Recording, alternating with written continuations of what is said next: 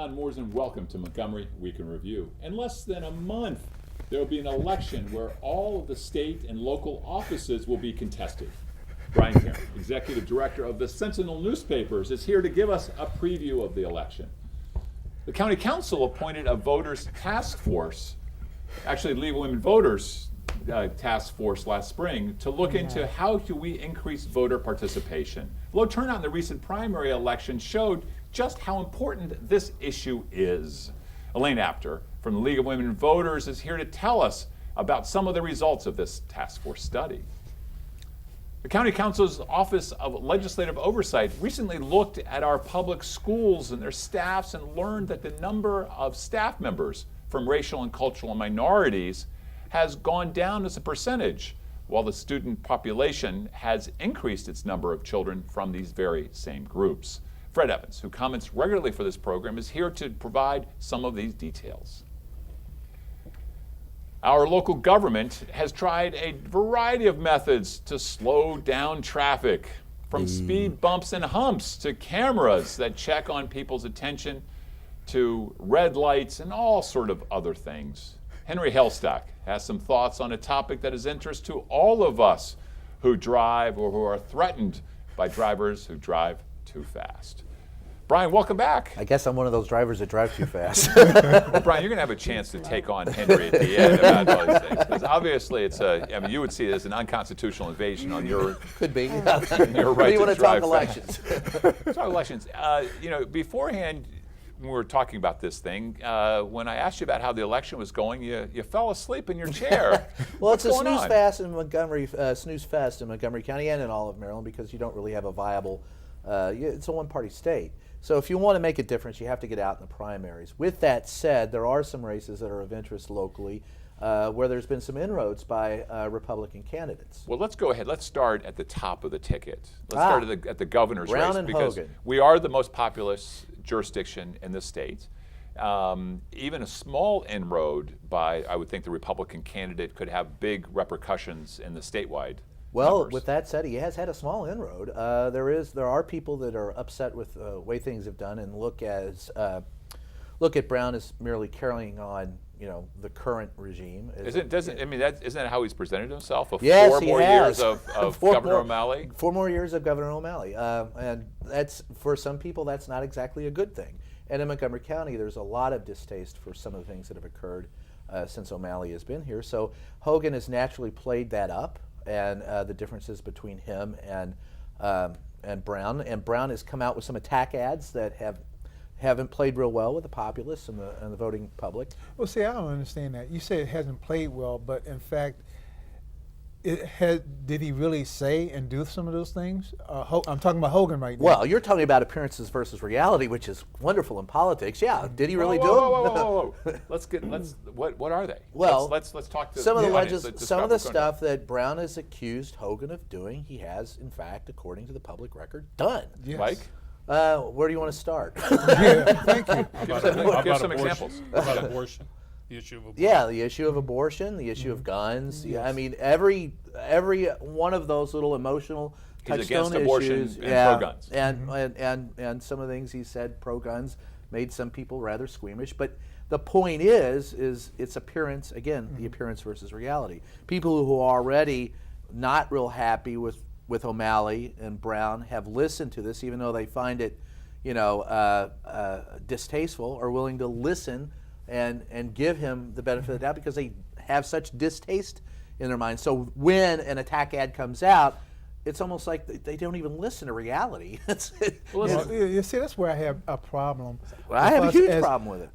Us as people in the public, with these elections, and I get tired of the campaign issues and everything else.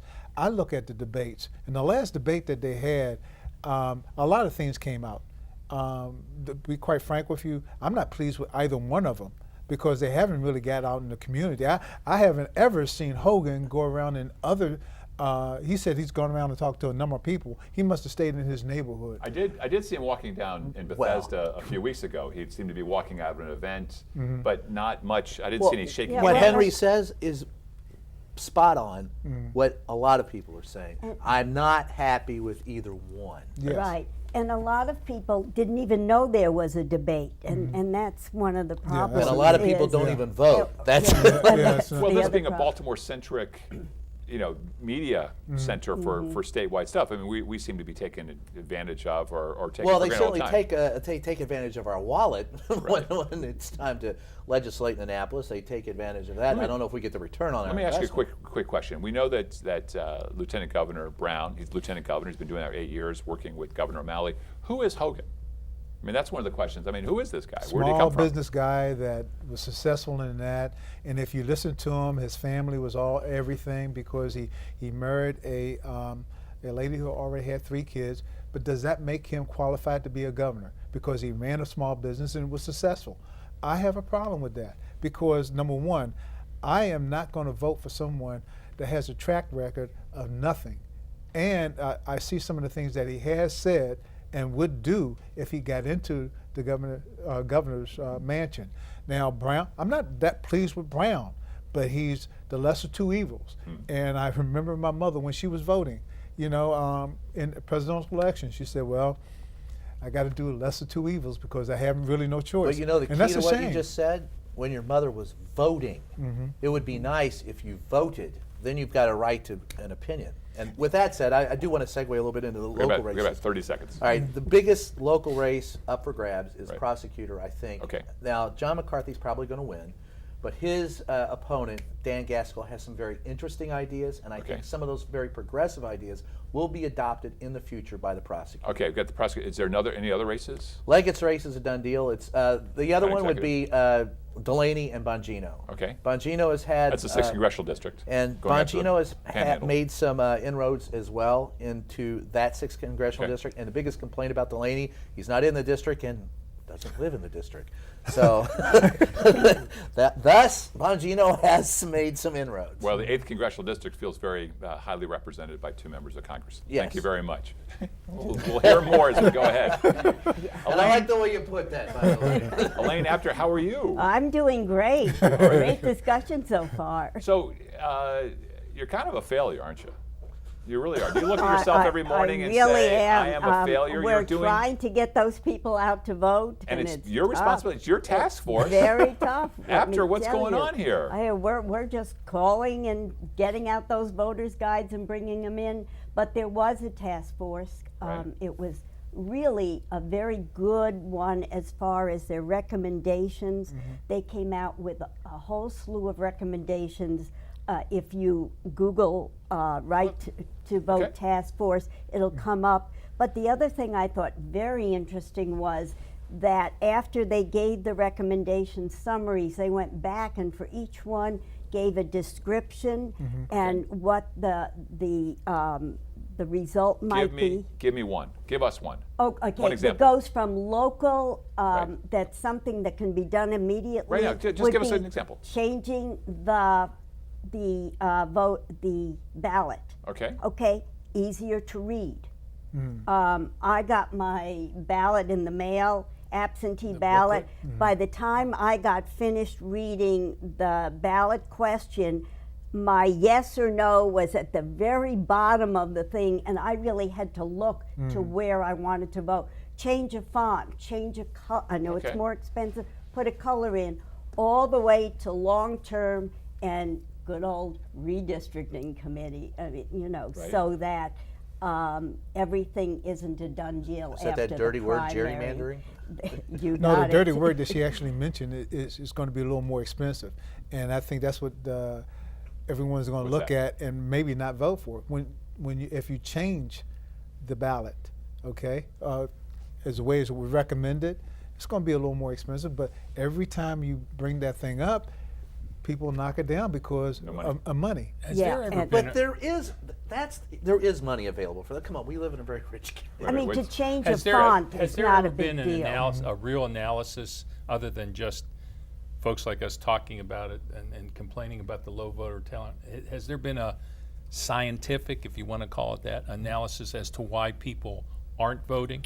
And I'm not just talking about Maryland, I'm talking about it's a national. I've seen many and the studies state done on league that. had Jenna Johnson speaking to us last week or 2 weeks And what- ago. what did they And conclude? she went around interviewing, and we've heard it time and time again. My vote doesn't count. Right. I really don't know who I'm voting for. I don't like any of the people. It's too hard for me to get to the polling place or to. One of the, I'm Very sorry, but no, fundamental. go ahead. Very one of the But most they're very interesting studies fundamental. I saw that I would love to see if it could ever really be done was the idea of we have everything tracked by computer now, not even having to leave your home in order to vote. And Online that's- voting. That's one of the. That would tests. be, but that doesn't address what it's not voter apathy. In interviewing people and talking to them and reading some of these studies, it's just plain voter laziness. I mean, there will be people who will advocate the violent overthrow of the United States government on YouTube and in social media everywhere, and at the same time they don't vote, they don't get off their butt to go cast a ballot, and they don't realize that revolution is built into the system. If you just got up off your butt and voted, and I wish that more people did. Right. Well, I the think other thing. Why? you got to make it easier for the voter to be able to do this. I mean, a lot of our teenagers are able to come out and make it easier for people to understand some of the things that they want them to understand. on Wait a there, minute, too. wait a Yeah, minute, wait a minute. Let me got address that. Back early- when it was Go ahead. much difficult, and people were taking their pony. They were riding in Right, kids. and you I look understand at- the ease. Things are so much easier now. and We people vote came out by 80, mail. 90% We in the do past. early voting. We do A whole week of absentee, voting. A whole week of voting. There are so many. But see, I'm not talking ways. about that. I'm talking about ease of understanding the issues, Oh. understanding who the people are, And- education. Well, We're that not goes to educating. education. We're That- not educating the voters. We're I not agree with educating that. the citizens. There's no That's the question key. about it. It's available. I don't think that it's unavailable. What I think it is, I think Get your laziness. I think it goes to lazy, but I think we have to take the beat for it. Yes. In the press, we are so busy covering Justin Bieber Yes. and the Thank Kardashians you. Yeah. Thank you. because it's lowest common denominator Yes. that the So- things that matter we don't cover. 30 And seconds we left. need to take Well, the 30 seconds the left. advantage. You gotta other keep thing, going like here, though, you started at the top. Everybody knows that. Do you know who's running for school board? Yeah, Do you know yeah, who's running exactly. for your county great. council Exactly. district? Down at the bottom, yes. that's what's going to fix your roads. Thank you. That's Yes. what's going Thank to you. educate your children. Amen, Elaine. Keep going, Elaine. You Keep got going. it. Come on. I Keep mean, going. Come on. we Yes. She's need right. to educate right. the children as And to thank what the you. county Right. council does. Thank you. Bring somebody to county council Thank and you. watch and see what they do. Thank you. And- But we start at the top And all maybe the time. Fred, the educator, can talk about how, under the new curriculum guidance and testing and all that stuff, teachers have no time to do these kind of got- common and sense we things you're need talking that. about. Let's go at it. We'll be right back after these messages.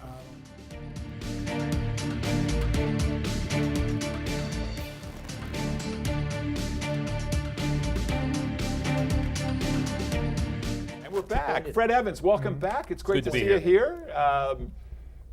So much excitement in this show. Yes. First half keeps spilling over through the break and even the beginning. Now we're focused on you. We will have a mild response now to this Now, section. I looked. There's Office of Legislative Oversight from the Montgomery County Council. Very, very important body. They do a lot of studies, come in, report to the council. That's right. And a lot of folks who came out of investigatory work in the federal government and high level, they come to the county, doesn't go to the state, sort of like the state here and then and between the federal government and the county council, we've got some real strong people. They came out, they looked, as I understand it, they looked at how well does our staff in the schools, our teachers, our principals, and others reflect the mosaic of our student body. And I got to tell you, it was very interesting that even while we've seen some growth in the absolute number of diverse staff members, the gap, it seems, according to the study, is just growing astronomically, especially in Latino students. I don't know if it's astronomical, but there is a gap. And let me just take one step back and put my practitioner hat on. When you are principal of a high school, I think what I was very conscious of was who was on my staff. And there are certain positions, especially in a high school, where traditionally you will not get many men applying for the job. You will get very few minorities who are in that pool.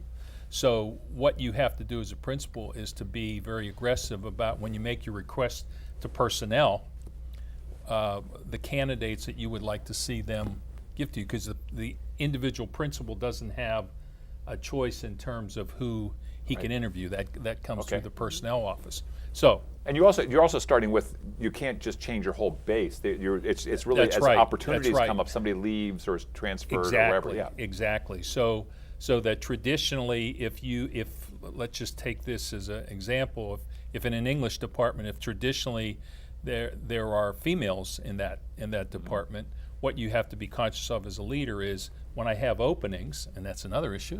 When I have openings, I'm going to actively look for a more diverse group of interviewees, and then that process is one that you have to make sure you're fair and you're equitable and all that good kind of stuff. You want to get the best Therein lies teacher. the problem. That's exactly correct. Yeah, well, the other thing is that pool. Is there a Put your finger on diversity in the pool? Exactly. Are we educating a There diverse are- population Where are you getting to the best go into the candidates? classroom? There are You know, professions. that's what kills me. You know, you're going back 10, 15, 20 years ago when you hear the same thing.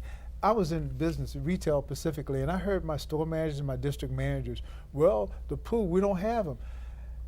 Go out and recruit. Look for them. You know where you can go. Go where they are. Don't be looking right here in your neighborhood because they're not there.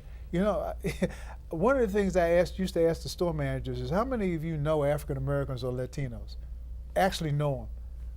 Not one of them really raised their hand except one. And he said, yeah, I know you. But you understand what I mean? If you go out and recruit them, all right, outside of your pool, how can you make sure that they fit the criteria of the school board? Because That's the problem. You have to fit the criteria of teaching. You Let's- have to fit let's- the criteria well, of let's not- certification. Hold on. Isn't that not the problem? But yours, Let's not- they're going to be filtered through the school, through the. Let's Go ahead. not through compare. personnel. Go ahead. I Yeah. can't compare it to the retail trade. Right.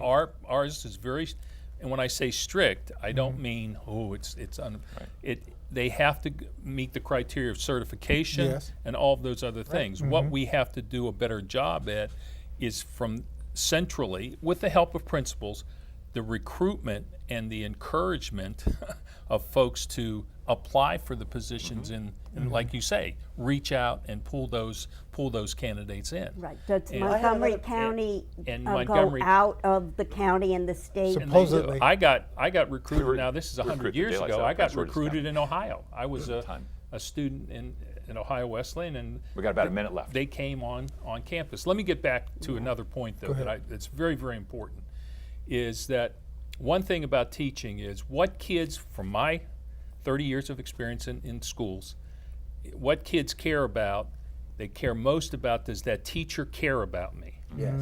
And I say that not, oh, does he care? I don't mean it like that.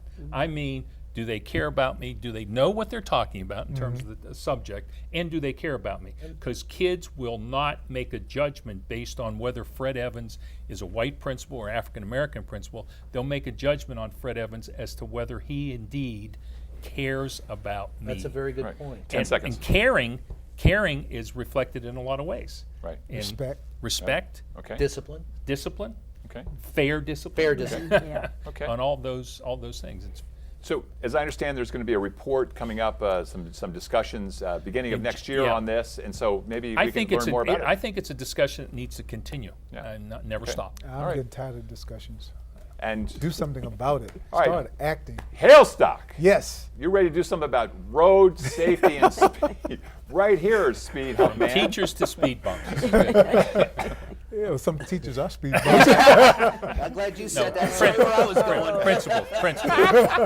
He said it, not me. Principals. No, but you know, it's amazing. You know, we've always had concerns about how the government are trying to keep us safe, keep us from harming ourselves and our fellow man. And I have to go along with, say, for instance, although I might get some criticism about it, you have the speed cameras, you have the red light cameras. They have proven to stop Generate revenue. Well, yeah, but they first are stopping the accidents, stopping the fatalities that are happening or had happened, and That's those statistically, intersections. Statistically, you can look at it and see. And yes, they are driving revenue. I have a concern about some of the areas, like the District of Columbia and some parts of Montgomery County specifically, that overdo the camera issues, both in the red light cameras as well as the speed cameras. Because at first, and we were talking about this before the show started, it's supposed to originate in the school zones, Right, in the which school zones. I definitely go along with, because if you look at Nevada, they're all in the school zones. They are outside of the school Well, zones. they've expanded. Yeah, everywhere. they expanded it now. Because here's the The deal. definition of where- once everyone knows where that speed camera is, Right, you after slow down about for that. 6 months, Yeah. Go. you slow down, Yeah. you don't get the revenue. So let's change the position, let's camouflage them, let's disguise them, and drive the revenue back up. I really don't have a problem with that I do. because I think it makes people conscious of how fast they're going and how safe they should be, because you should be aware of first the hazards that are around there, whether it's raining, day, night, Henry, residential you're absolutely area right. and everything else. But I think it's a great tactic that you have the mobile cameras that they move around, which I don't have really a problem with that. the You're problem I not have really is supposed that- to be speeding, and they have That's reasonable true. speed limits. What I really have a That's problem true. with, I'm ready. let's be going, is these speed bumps. Uh-oh. I you love have- speed bumps, Henry. You have speed bumps hate that speed bumps. that are so rigid and high that if you have They buy them out. yes, Yeah. and it's ridiculous. Then you have the ones that are so low, you might That as is well not be there. non-existent. Speed up. But see, there's Eh, this, you- there are no regulations on the speed bumps. Now I visited a friend But you in touch Bethesda. on wait a minute. The issue that you're touching on is the one that's really more important than speeding: What's that? pedestrian safety. That's the onus. Okay. If they went out and we talk about, there was Nancy Navarro, for example, Okay. this week was griping in county council about people who drive their kids to school. Yes. And Craig Rice came out and said, you know what? You might have an issue if it were safe for kids to walk to school. Two Yes. kids got whacked Yes. this Yes. week. Those speed bumps and all of that is supposedly about slowing people down, and the red light cams about Yeah. slowing people down in the Yes. school district. People, it's an education issue. People need to understand pedestrians come first. And if they took that onus, I'd be much more. I'll go along with that, but also you have to teach your children and some of these adults where you need to cross the road. Oh, yeah, If no you doubt. look in residential areas, But you they're have not getting people going whacked in between. the middle Wait a of the minute, street. you Guys, have guys, you whoa, you whoa, go whoa, you go Crosswalk. between parked cars and dart right out. That's wrong. Or ride your you bike. have yeah. Let's bring bicycles in this. Yeah, or bicycles, motorcycles, and everything else. Residential areas, you're supposed to be cautious of how you're driving. Period. There's something that they people are teach getting whacked in in safe the driving, car. Whoa. defensive driving, called RUA. Okay, you know what that is? Yes. Okay, what is RUA? You explain it. You've got the floor. Go ahead. First of all, you need to be aware of where you are. Okay. Okay, you need to understand the surroundings, and you need to act accordingly to the situation in general. Okay. Okay, and that's the problem that a lot of people don't do. We got And about a you minute need- left here. They have one system here. What if? And that's the greatest system at all. What if this happens? What if this situation occurs and everything else? To be safe in the communities, and that's what we're talking about. But please regulate the speed bumps so that they will protect the pedestrians, but at the same time Not they tear up won't the be mess up your car. I have an SUV and I'll bottom out on one of the speed bumps. That's ridiculous. Right here. It's really, really ridiculous. But safety is first, and if we're conscious of that, then we would be. So your no solution problem. is a little higher than a speed hump, a little lower than a speed bump. If you want to put it that way, but I don't define know. what a I'm looking bump. for A speed lump. Define it. A pimple, if you will. Does the speed determine the size of the bump? This In is other it. words, like 20 Not That's really. miles the, an hour? that's the was go- last word, the I'm going last 20 miles question. an They were hour. done. I want to thank you guys for joining me today. What a lively, what a lively We solved discussion. that one. And thank all of you in the viewing audience for joining us for this week's edition of a very lively Montgomery Week in Review. I'm Don Mooers. Please join us next week at this very same time. I'm going 21.